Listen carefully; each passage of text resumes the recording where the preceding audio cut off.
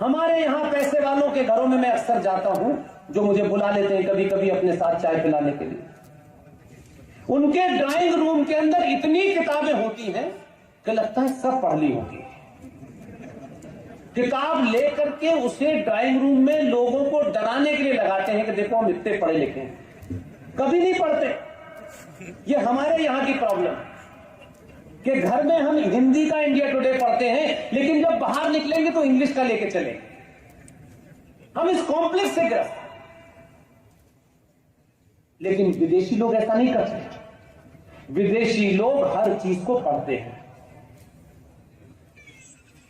उतनी गीता उसने बांटी है कि पुतिन के पास भी है, बिडेन के पास भी है, सबके पास है। और सब गीता पढ़ चुके हैं अपनी भाषा में, इसलिए वो जानते हैं ये कौन है। ये गीता बांट नहीं रहा है, ये गीता जैसा आचरण भी करता है। इसीलिए आपको किस्सा जिंदा इसलिए सुनाना चाहता हूं कि कहीं आपके मन के अंदर कोई संकोच हो, कोई कायरता हो, कोई डर हो, तो कम से कम 5 करोड़ गुजरातियों को तो कम से कम नहीं होना चाहिए। आज तो पूरा भारत और पूरा विश्व ये मान रहा है कि हम डरपोकों की औलाद नहीं है, हम परशुराम की औलाद है। इसलिए आपको डरना नहीं चाहिए। आपके आदमी ने ऐसी गीता बांटी है, इत्तेफाक से पड़ोसी ने कोई गलती कर दी थी। हमारा एक आदमी उस जहाज का पीछा करते हुए पाकिस्तान में गिर गया, उसे पकड़ लिया।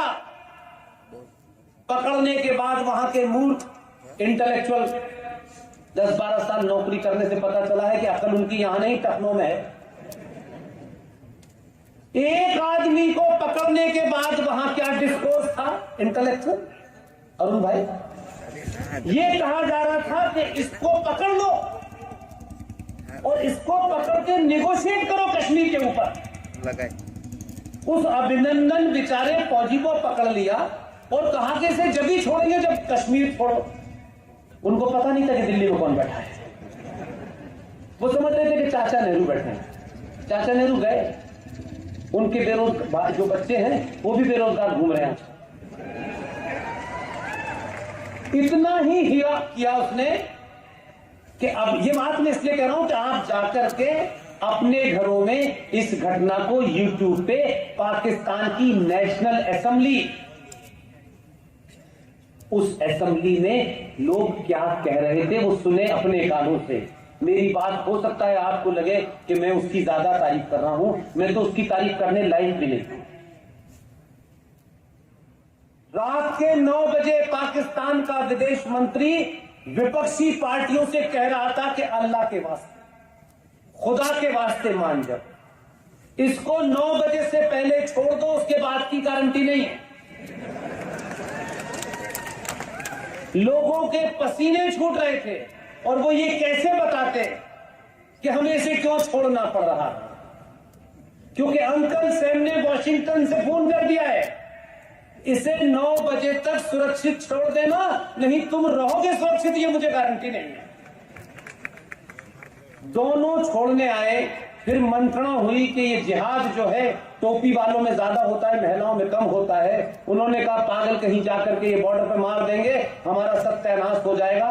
फिर मीटिंग बुलाई और एक भोली भाली महिला को जो पाकिस्तान के विदेश मंत्रालय में सेक्रेटरी थी, उससे कहा बहन तुम इसे छोड़ के आओ बॉर्डर तक, कभी गारंटी है नहीं, पता नहीं ये पागल क्या कर दे। जैसे ही वो इधर आया तब रात को पता चला।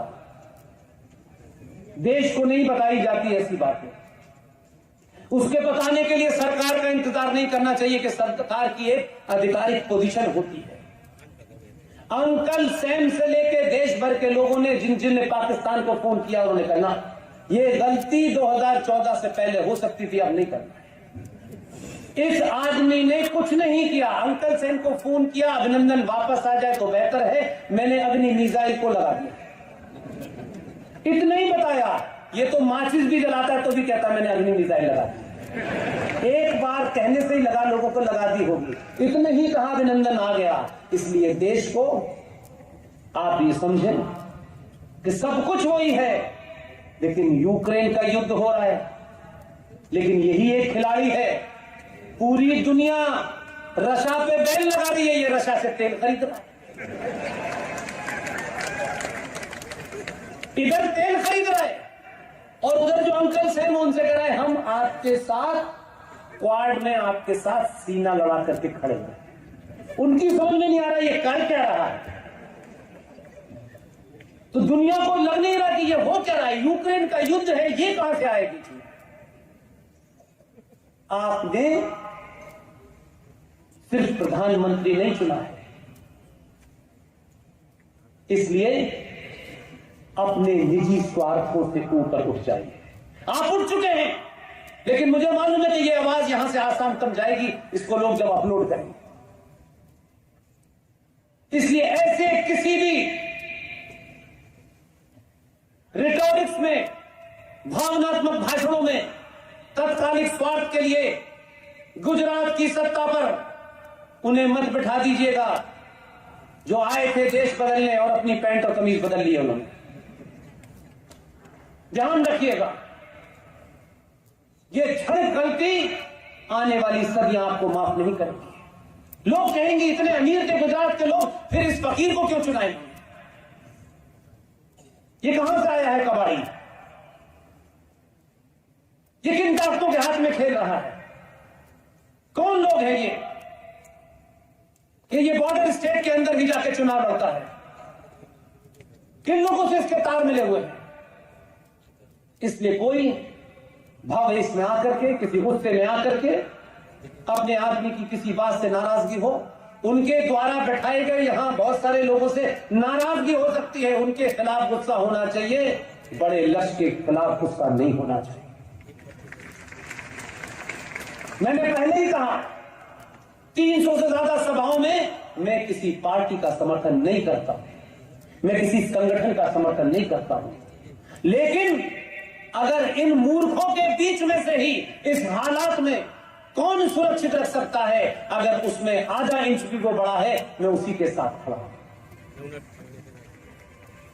मैं सार्वजनिक मंचों से कहता हूं, मेरी टीम में जितने भी लोग हैं सब मुझसे बड़े हैं। जिस दिन भी किसी पार्टी के ऑफिस के बाहर टिकट मांगने के लिए आपके आए, उस दिन मैं मंच पे नजर नहीं आऊंगा। कोई चीज नहीं चाहिए मुझे, ना आरएसएन को चाहिए, ना जीडी को चाहिए, ना सुशील पंडित को चाहिए। इसलिए हमारी बात से कौन नाराज होता है, कौन खुश होता है, मुझे महत्व नहीं। इसलिए काका जी जैसे लोग जब यहां आते हैं तो मैं उनकी सार्वजनिक मंचों से तारीफ करता हूं कि उन्होंने हिम्मत दिखाई कि वो मेरे साथ खड़े।